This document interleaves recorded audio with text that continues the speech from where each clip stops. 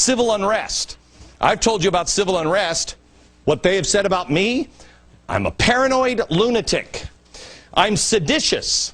It's suffocating vision, I think a suffocating vision of paranoia. Really. Showing you for a year in advance, I told you unrest was coming to Europe, and then it's coming here. I have shown you now, in the last few months, the actual unrest and violence in the streets of Europe. Again, today in Greece, the unions shut down public transportation. Who did I tell you would do that? The unions. Students are taking to the streets again in England over possible tuition hikes. I told you that would happen a year ago. We showed you the burning cars. We've showed you how they are mirroring the failed economic policies here in America. I'm a paranoid lunatic, seditious. This must just be suffocating paranoia. Now, let me ask you this. Are they willing now to say the same thing about the Pentagon? Because they have been wargaming an economic crisis for almost 2 years now. One of these war games was called Unified Quest 2011. Listen to what they are preparing for at the Pentagon.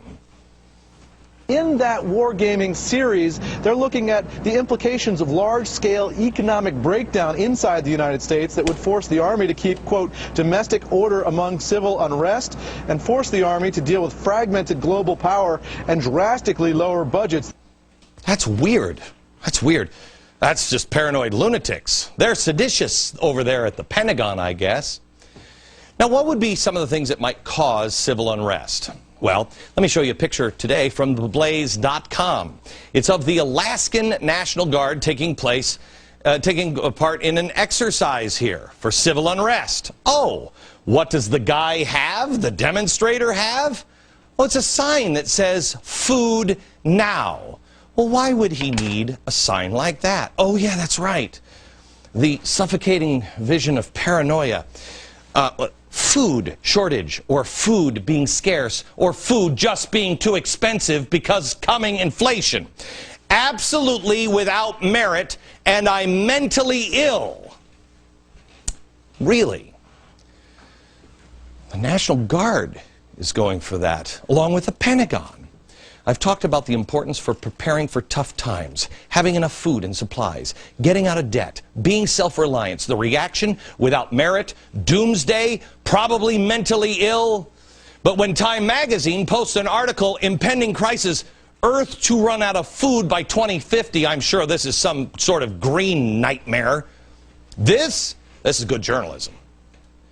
The only people I trust in the government, only ones I trust, are the military. The military is preparing. Are you? But the military, I believe, are being boxed into a corner by people who actually have their hands on the levers of power. And it is those holding the levers of power that have been creating the conditions to make these scenarios possible. And that goes anywhere from Harry Reid to Obama, all the way to the kingmaker himself, George Soros. Not the guy who has a stupid show at 5 p.m. or 2 p.m. Pacific. I mean, who am I up against in the Pacific Coast? The Price is Right? The media will demonize and glorify whom they want. The point of this monologue is, it doesn't matter. It doesn't matter if you're me or Soros or the Pentagon or economic experts. It doesn't matter. We're now all saying the same thing. I've been saying it for 2 years. That should tell you something that they've now joined. Because the next thing on the docket is to control the media and to control food prices. Civil unrest and rising food prices and controlling the media. Oh, December 20th, FCC votes on the internet. If anybody doesn't believe this government is capable of doing these kinds of things, you're out of your mind.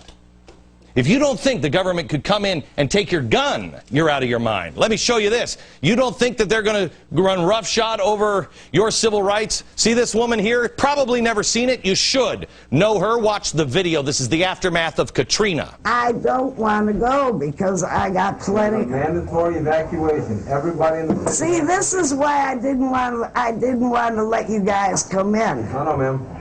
Because I wanted her in here, and all you guys come in, and I knew this stop the tape here. Stop the tape here. She doesn't want to let them in. They want to take her gun. A law-abiding citizen. Do they take it? And what happens? Watch. Yeah, they throw her against the wall. You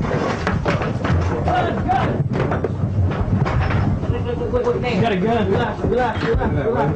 Relax now. Yeah, they took it. A law-abiding citizen. How old is she? 80? She hadn't broken any laws. Her guns were forcibly taken from her. Now, I know what you're thinking. Oh, well, they'll never do that again. They did it then. Oh, well, they'll never put troops on the ground. Posse comitatus, you know, or Rock Me Amadeus, or whatever. President won't do that. Well, first of all, right. Second of all, remember the president established a little council of governors? They said it was just to prepare for a national crisis situation. President Obama established this little council that would involve the National Guard in Homeland Defense and civil support and synchronization and integration of all state and federal military activities inside the United States. Oh. But forget about that. Now just go back to sleep. Forget. Shh, it's okay. Just listen to my voice. Think of the brilliant, kind-hearted philanthropist George Soros. He says Fox News and Glenn Beck are going to turn into dictators with a Tea Party and all the stupid people. Do not listen to what the evil con artist Glenn Beck says. By the way, back to reality here. The lady in New Orleans, she was robbed at gunpoint 2 days later.